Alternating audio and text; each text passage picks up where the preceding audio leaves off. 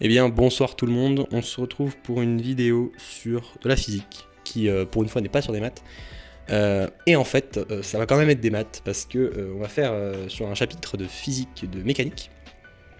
Et c'est en rapport avec un point qui se déplace dans un repère. Donc évidemment tout ça, on va le transcrire avec un repère orthonormé, etc., etc. Et donc finalement ça va se rapporter à des maths, mais c'est un résultat qu'on peut utiliser en physique. Voilà, donc ça me semblait pas mal de faire une vidéo dessus. Voilà, donc le support est différent évidemment parce qu'on va devoir tracer des trucs, donc c'est beaucoup plus simple sur une feuille. Ok, donc on est directement parti. Imaginons donc qu'on se place dans un repère. Ici on a les Y, ici on a les X. D'accord. Un repère qui est orthonormé, tout ça, tout ça. Et dans ce repère, on va définir un point de référentiel qui va pas bouger, qu'on va appeler O. Okay. De coordonnées x0, y0. Ok. On définit ce point-là. Et ensuite, on va définir un autre point, M, qui lui va varier au cours du temps. Et ces coordonnées en fait vont être décrites par une première fonction x de t et une deuxième fonction y de t. D'accord. Les fonctions x et y donc, dépendent du temps. Et le temps ici, il est absolu, c'est-à-dire qu'il n'y a pas de phénomène relativiste. Hein. Je vous vois venir. Ok. Et ce qu'on va se demander aujourd'hui dans cette vidéo, c'est comment caractériser, comment calculer la distance de O à M le long de la trajectoire. Ok. Comment on fait? On peut pas prendre directement la différence ici, parce qu'on voit bien que si je parcours cette distance, ce sera pas la même que cette distance. On peut pas prendre un bête triangle de Pythagore. Donc on va appeler la distance S de t, okay, qu'on appelle aussi OM de t. Et c'est tout simplement la distance de O à M le long du chemin gamma. Ok, donc ça c'est un chemin gamma, mais bon, ça c'est pour côté maths, mais en gros c'est juste la trajectoire. Ok, donc là il faut savoir que du coup on est en train d'étudier un repère en deux dimensions. Et pour calculer cette distance S de t, on va devoir faire appel à une intégrale, encore une fois, incroyable. Et en fait, plus particulièrement, ça sera une intégrale curviligne, okay, pour ceux qui veulent savoir, c'est-à-dire que c'est un cas particulier d'une intégrale curviligne. C'est ça qu'on va démontrer aujourd'hui. C'est vraiment juste un cas particulier, et si vous connaissez les intégrales curvilignes, vous pouvez retrouver le résultat en 5 secondes. Bref. Voilà, donc là juste pour la petite anecdote, une intégrale curviligne c'est une intégrale avec un petit rond au milieu. Voilà, donc c'est juste une intégrale le long, plutôt que d'être sur l'axe des réels, on est sur un plan et on décide du chemin à prendre, etc. Bon. Ok, donc l'idée, ça va être, qu'est-ce que ça va être? Ça va être de considérer une trajectoire ici, M de t, et on va regarder ce qui se passe à l'instant t plus dt. Okay, donc dt c'est une quantité qui est très petite mais qui est supérieure à 0 mais qu'on va faire tendre vers 0. Et on va considérer le point m de t plus dt et regarder quelle est la différence entre les deux. En fait, la distance entre les deux, elle peut être approximée par un triangle de Pythagore. Si vraiment je prends un dt qui est très très très petit, ma trajectoire ça va quasiment être une ligne droite et du coup je peux quasiment prendre un triangle de Pythagore et dire ok, ma distance c'est environ l'hypoténuse du triangle de Pythagore. Ok. Et en fait ça, bon c'est vrai que c'est pas très rigoureux, on va pas le démontrer, mais en gros c'est quand on fait tendre dt vers 0, ça devient exact, c'est-à-dire que l'approximation elle devient exacte. Le truc c'est que évidemment quand on fait tendre dt vers 0, on prend des distances de plus en plus courtes, donc on a de moins en moins d'informations. Ok, donc si vraiment je prends ce tout petit 6 sur m, je prends vraiment un tout petit dt ici, je peux pas savoir ce qui se passe après. Mais donc maintenant regardons cette approximation qui va, comme je l'ai dit, marcher quand dt sera très très petit, il tendra vers 0. Comment on fait du coup pour calculer cette approximation là? Donc l'approximation,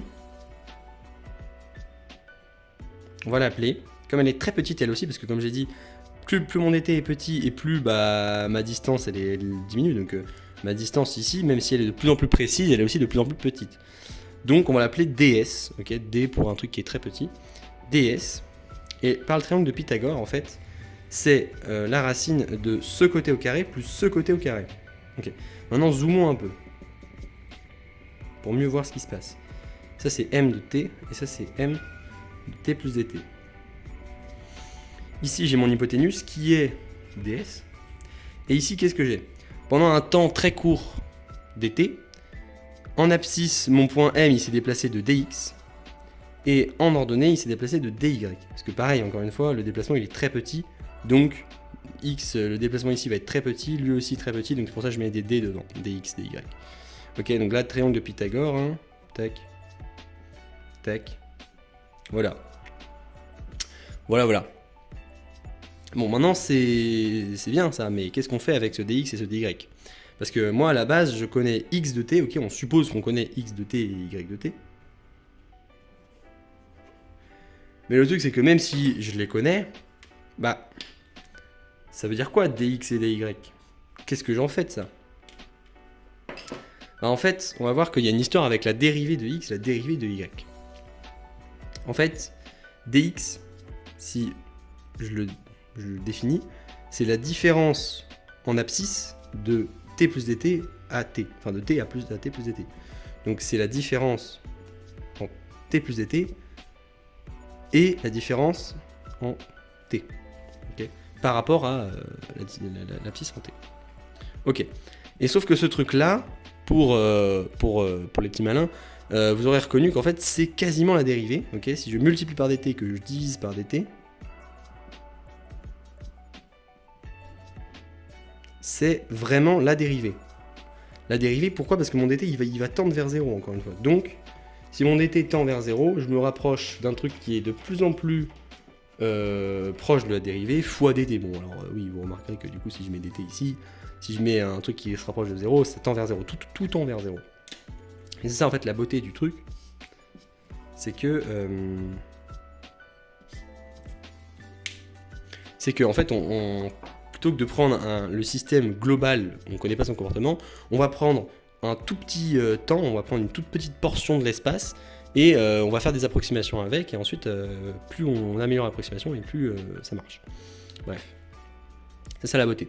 Donc du coup, ça, si j'ai réécrit ça, c'est dt fois la dérivée qu'on note x points, attention en physique, on met pas de prime, parce que prime, c'est souvent pour noter d'autres points. Par exemple, un plan de symétrie, là, on notera x, et là, son symétrie, ça sera x'. Donc on peut pas mettre x' pour la dérivée, sinon c'est le bordel.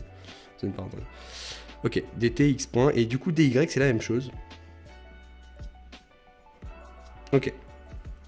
Donc si je remplace dans mon ds, dans ma racine, ça va faire x point au carré fois dt carré, plus y point carré fois dt carré.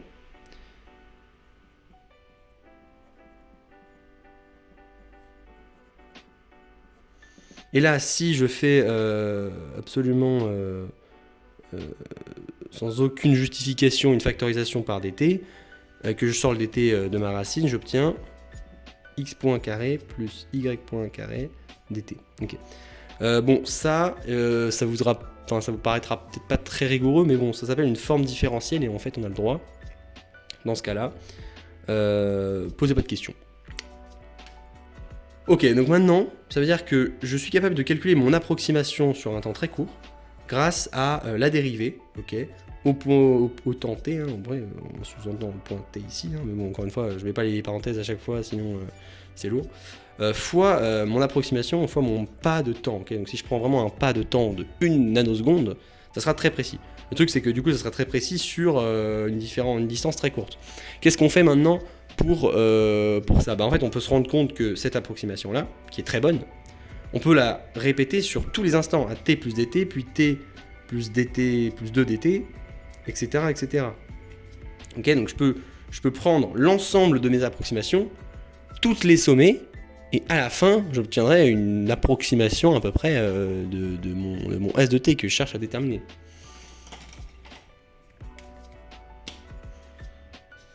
Parce que c'est ça qu'on cherche à la fin. C'est bel et bien S de t. Donc, là, encore une fois, un truc vraiment horrible, mais on va juste, tout simplement, intégrer. Voilà, la notation un peu bizarre, mais en gros, ça correspond à faire une somme, en gros. Une intégrale, c'est juste une somme. Mais c'est une somme qui est continue C'est-à-dire que plutôt que de sommer, je sais pas, U1 plus U2 plus U3 comme une suite, on prend des pas de plus en plus petits et en fait chaque terme se rapproche l'un de l'autre. Et donc ensuite l'intégrale, bah, c'est juste la limite de cette somme. Ok, donc en gros ça correspond juste à dire que je fais la somme de toutes mes approximations.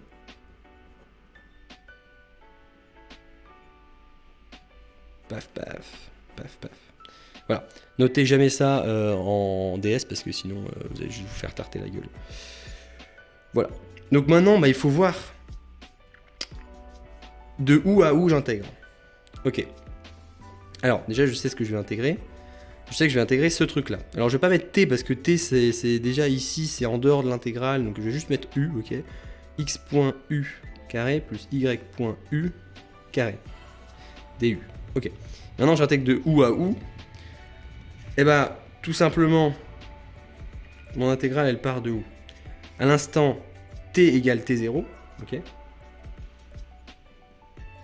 Donc quand mon point M il est confondu avec le point O, mon point M à la base à T0 il est confondu avec le point O, et ensuite il bouge jusqu'à l'instant T quelconque. Qu'on sous-entend plus grand, évidemment, plus grand égale à T0, parce que sinon, c'est-à-dire que je prends avant, bon c'est un peu bizarre. Techniquement ça marche, mais on obtiendrait des distances négatives, bon c'est pas très fou niveau physique. Ok. Donc je le prends entre mon instant T0, ok, mon approximation je la fais entre T0 et mon instant T. Et voilà. La formule, elle est ici. Elle est parfaite. Si je connais mon X et mon Y, on connaît X et Y. Si je les connais en fonction de T, du temps, et bah paf, j'ai une expression explicite. Vraiment, il n'y a aucune inconnue ici pour pouvoir calculer ma différence de O à M le long du segment ici. Voilà. Alors juste petite précision, si jamais ma trajectoire par exemple elle revient à un instant ici, bah la distance que je vais prendre c'est pas cette distance là, ok, c'est bel et bien toute la distance, c'est-à-dire que vraiment on prend toute la distance, en fait c'est la distance parcourue par M. Donc si je reviens à mon point ici, je peux pas dire bah oui j'ai parcouru 2 mètres, non j'ai parcouru 2 mètres plus les 10 mètres ici, ça fait 12 mètres en tout. Okay, et on voit bien ici que de toute façon, on peut le prouver, mais ça de toute façon ça augmente forcément parce qu'on a un truc positif ici. On intègre notre fonction, la fonction ici, la racine, c'est ça, imaginons, et elle est forcément plus grande ou égale à 0. Donc quand j'intègre, mon R total, ça représente l'air sous la courbe, elle augmente forcément. Mon R, elle augmente, donc ma distance, elle augmente, donc même si je reviens à un point où j'étais avant, ma formule, elle va quand même donner le bon résultat. Parfait. Ok. Maintenant, petit exemple. Supposons que du coup je prenne une base où mon point 0 mon point O c'est 0, 0 et que je paramètre ma trajectoire par un sinus, donc x de t égale t et y de t égale sinus t. D'accord. Pif, paf pouf. Bah, du coup, selon ma formule, mon intégrale, ça sera ça. T0 est égal à 0. Hein. Et ça, c'était racine de 1 plus cos carré U du. Voilà, ma formule, elle me donne ça. Donc, vous remarquerez qu'en pratique, c'est extrêmement dur à intégrer et que c'est horrible parce qu'on a une racine. Donc, racine de quelque chose. Si j'ai du logarithme, c'est mort. Si j'ai de l'exponentielle, c'est mort. Si j'ai du polynôme, à moins que ça soit degré 2 ou 1, c'est mort. Bref, c'est pas forcément, c'est pas forcément le cas, mais en gros, la plupart du temps, c'est impossible. Par contre, le truc qui est bien, c'est que du coup, j'ai une formule exacte que je peux approximer. Si je connais pas le résultat exact, je suis pas capable de calculer le résultat exact, je suis capable de l'approximer par un ordinateur et d'obtenir un résultat qui est plutôt bien si je fais une bonne approximation. Et du coup, c'est bien parce que de base, demander à un ordinateur de prendre la distance de O à M sur un segment, je pense qu'il sait pas trop faire. Alors que demander de calculer l'intégrale, là, c'est facile. Voilà. Donc sur ce, j'espère que cette vidéo vous aura plu et que vous aurez compris un peu l'intuition qu'il y a derrière la résolution de ce problème. Voilà.